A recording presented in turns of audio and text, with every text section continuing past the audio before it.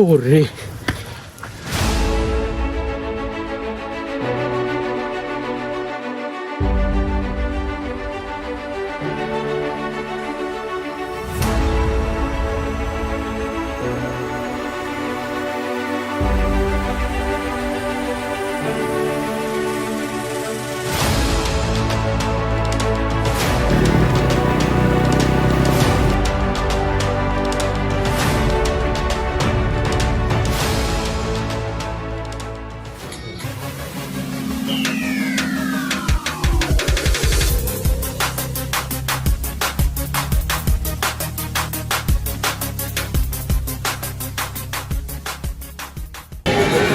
Good morning Tangail. তো আজকে আমি ছিলাম এই রিসর্টে, আর এটা হচ্ছে টাঙ্গাইল, আর এটা হচ্ছে সাগর আবাসিক হোটেল। তো আমি ছিলাম এই রুমে ছিলাম। তো আমি এখন বের হয়ে যাচ্ছি। তো এখন আমি যাব এখান থেকে ডিরেক্ট নেত্রকোনাতে। তো আমি এখন হোটেল থেকে বেরিয়ে নেত্রকোনার উদ্দেশ্যে রওনা দিয়েছি। তো এখন আমি আছি মধুপুরের মধ্যে। তো মেইনলি হচ্ছে গত ব্লগে আপনারা দেখেছেন যে আমি হচ্ছে টাঙ্গাইলে স্টে করার কারণ হচ্ছে একটাই, যে রাত 12টায় মধুপুর বনটা পাড়ি দেওয়া খুবই রিস্কি। তো যার কারণে আমাকে থেকে যেতে হয় টাঙ্গাইল শহরে। আমি মধুপুর থেকে এখন ডিরেক্ট চলে আসলাম ময়মনসিংহে।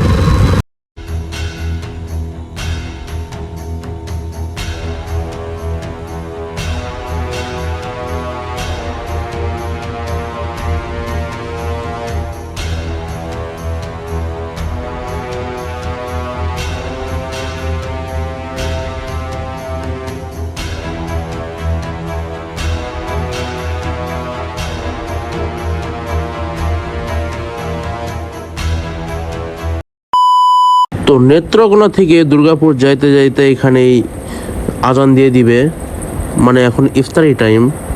তো সামনে যদি কোনো হোটেল পাই তো সেখানে গিয়ে ইফতারি সেরে নিব। তো আমি হোটেল নিরিবিলিতে আমি ইফতারি সেরে নিলাম। তো আমার ইফতারি করা শেষ। তো আমি এখন বের হব।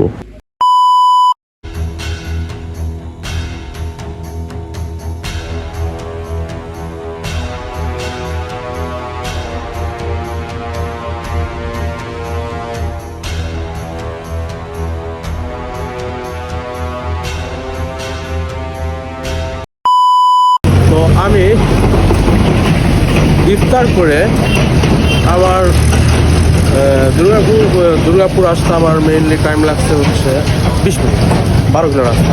তো রাস্তার কন্ডিশন খুব একটা ভালো না।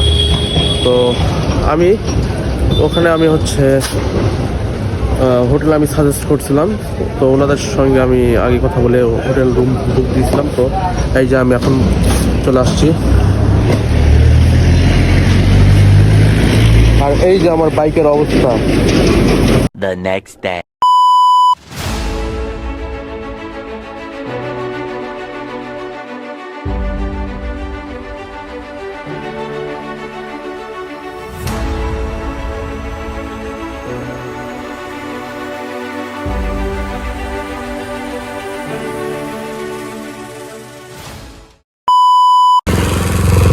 দুর্গাপুরের রাস্তার অবস্থা প্রচুর খারাপ, কারণ এখান থেকে বালু উত্তোলন হচ্ছে, আর প্রচুর অবস্থা খারাপ। আর এখন যে আমার পায়ের অবস্থা,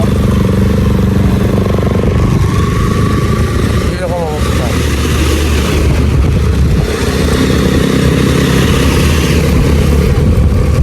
তো জানি না এরকম খারাপ রাস্তা কতদূর পর্যন্ত পারবো।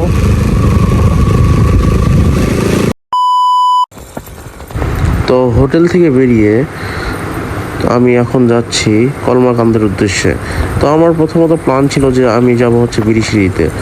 তো তীব্র রোদ হওয়ার কারণে আমি ওইদিকে আর মুভ করলাম না। আমি ডিরেক্ট যাচ্ছি এখন কলমাকান্দতে। তো সেখানে চন্দ্রডিঙ্গা নামে একটা জায়গা আছে। তো জায়গাটা এক্সপ্লোর করব। তো দেখি সামনে যাওয়া যাক।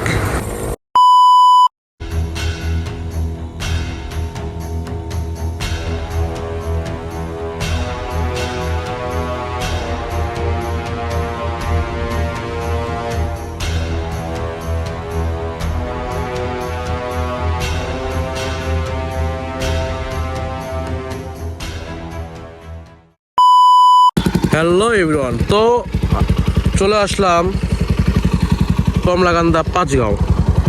তো রাস্তার মধ্যে এত সুন্দর একটা ভিউ চোখে পড়লো, জানি না সামনে হয়তো আরো সুন্দর ভিউ পাবো।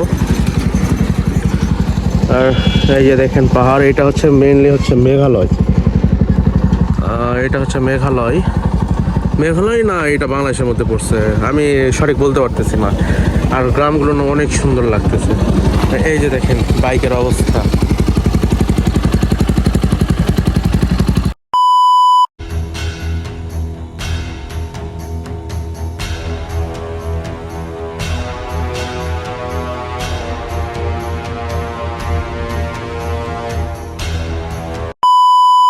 চলে আসছি পাঁচগাঁও, এখনো ঢুকি নাই। তো রাস্তার সাইডে সুন্দর ভিউটা পাইলাম, অস্থির লাগতেছে। এখন এটা হচ্ছে সম্ভবত এই পাহাড়টা হচ্ছে বাংলাদেশের মধ্যে পড়ছে, আর ওই পাশে ওইটা মনে হয় বর্ডার। জোস লাগতেছে। তো ঘুরতে ঘুরতে চলে আসলাম একটা অফ সাইড রোডে। তো এই অফ সাইড রোড দিয়ে যাইতে সামনে আপনারা দেখতে পারতেছেন বিশাল পাহাড়, মানে পুরো একটা অস্থির ফিল লাগতেছে, মনে হচ্ছে যে পুরো নিউজিল্যান্ডে চলে আসছি।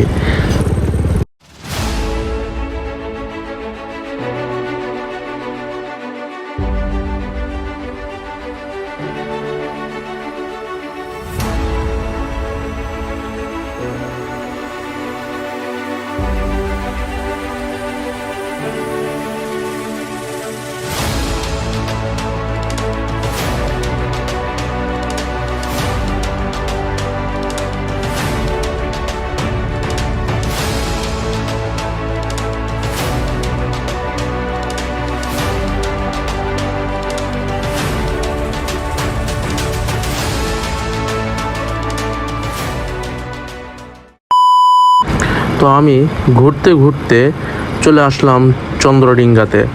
তো চন্দ্রডিঙ্গা পার্কিং জোনটা সম্ভবত সামনে।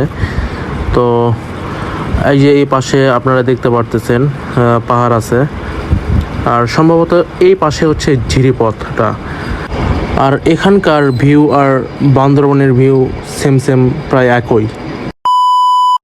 হ্যালো এভরিওয়ান, তো চলে আসলাম চন্দ্রডিঙ্গায়। কমলাকান্দ থেকে চন্দ্রডিঙ্গা 24 কিলোর মতো। তো এদিকে হচ্ছে ঝিরিপথ, আমি আপনাদের দেখাই। তো এই পাশ হচ্ছে ঝিরিপথ। মূলত এখন যদি আরও গহীনে চাই সেক্ষেত্রে গাইড প্রয়োজন, আর ট্রেকিং করার মতো অবস্থা আমার না, কারণ রোজা আছি, ট্রেকিং করতে পারবো না। জাস্ট সামথিং দেখবো, ঝিরি যদি পানি থাকে সেই ক্ষেত্রে সেখানে গোসল করব, আর যদি পানি না থাকে সেই ক্ষেত্রে হাত মুখ দিয়ে চলে আসবো, আর কিছু শুট নিব। আর এই যে মাঝে মাঝে মনে হয় যে এই পুরো পাহাড়টা মানে মেঘালয়টা আমাদের বাংলাদেশের মধ্যে কেন পড়লো না, এই বাংলাদেশের। আর এই মেঘালয় দেখার জন্য আমাদের যাইতে হয় ইন্ডিয়াতে। ইস, আমাদের পোড়া কপাল। হোয়াট এ ভিউ, জোস। তো চলে আসলাম চন্দ্রডিঙ্গায়, ডিরেক্ট দুর্গাপুর থেকে চন্দ্রডিঙ্গা চলে আসলাম। দুর্গাপুর থেকে এদিকে আসেন ভাই। দুর্গাপুর থেকে চন্দ্রডিঙ্গা হচ্ছে কমলাকান্দ হচ্ছে 27 কিলোমিটার। সে ওখান থেকে হচ্ছে পাঁচগাঁও চন্দ্রডিঙ্গা টোটালে 30 কিলোমিটার। আর দেখতে পাচ্ছেন দুই সাইডে পাহাড়। আর আমি এখন যাব মেইনলি হচ্ছে ঝর্ণাতে, ঝিরিপথে। কাকি, ঝিরিপথটা কোন দিকে? ঝিরিপথ মানে হচ্ছে মানে ঝর্ণা। বর্ষাকালে হইব। ও, পানি নাই না? ও, এই দিক দিয়ে না?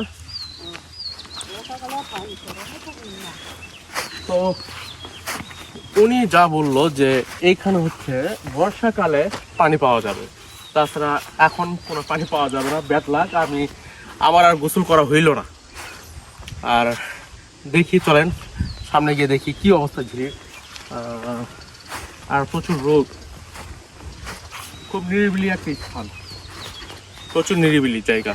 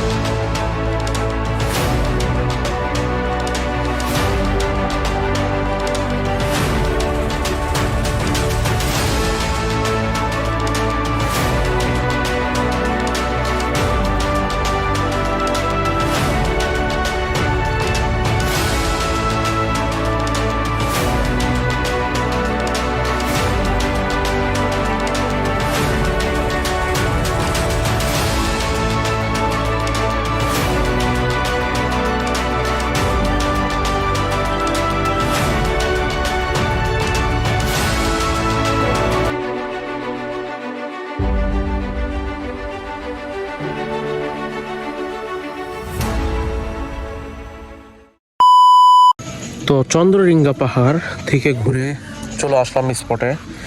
তো এখান থেকে এখন যাব বিরিশিরি। বিরিশিরি থেকে ডিরেক্ট জয়পাহাড়ের উদ্দেশ্যে রওনা হব। তো আমি কলমাকান্দ থেকে বিরিশিরির উদ্দেশ্যে আমি চলে যাচ্ছি। তো বর্তমানে আছি আবার দুর্গাপুরে। তো দুর্গাপুরের অবস্থা এই যে আপনারা দেখতে পারতেছেন, কি মানে রাস্তার অবস্থা পুরাই মানে কাদামাটি।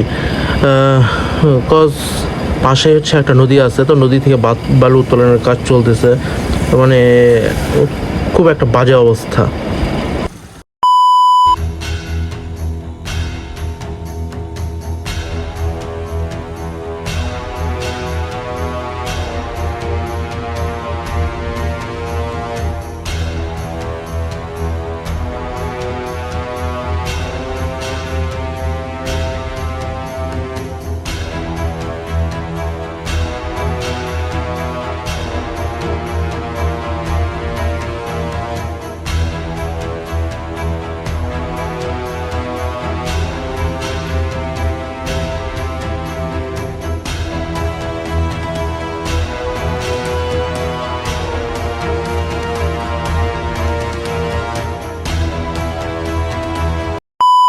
তো চলে আসলাম বিরিশিরি লেকে। তো এই যে সূর্যি মামা আর আমি যাবো এই পাশ দিয়ে লেকের পাশে। আর এই যে আমার অবস্থা। তো সাদা মাটির পাহাড়, এগুলা মেইনলি চীনা মাটি। আর লেক এই যে, ওয়াও, অসাধারণ। আর আমি যাচ্ছি লেকের উপরে। আর এই যে আমার অবস্থা।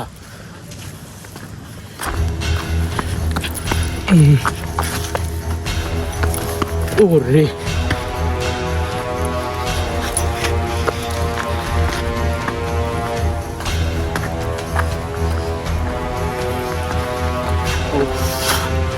shit man, এই যে তো আমি এখন দাঁড়িয়ে আছি চীনামাটির পাহাড়ে। তো এটা হচ্ছে সবাই বলে বিরিশিরি লেক। তো মেইনলি হচ্ছে বিরিশিরি থেকে, বিরিশিরি হচ্ছে একটা বাস স্ট্যান্ডের নাম। আর বিরিশিরি থেকে আপনাকে আসতে হবে বিজয়পুরে। ওখান থেকে মাত্র 8 কিলোমিটার এই পথ। একটা নদী পার হতে হয়। আপনারা দেখেছেন নদীতে খুব ভালো ব্যবস্থা আছে পারাপার হওয়ার জন্য। আর এই যে মেইন লেক হচ্ছে এইটা। আর আমি আছি ওটার থেকে উপরে। আর এই পাশে যদি আপনারা দেখেন, এই পাশে মেঘালয়। আর ওই যে পাহাড় দেখতেছেন, ওটা হচ্ছে বর্ডার সাইড। আর এখানকার গ্রামগুলো অসম্ভব সুন্দর, আমার কাছে বেশ ভালো লেগেছে। আর এখন আমি নিচে যাব, নিচে গিয়ে একটু ফ্রেশ হব, ইফতারির সময় হয়ে আসতেছে।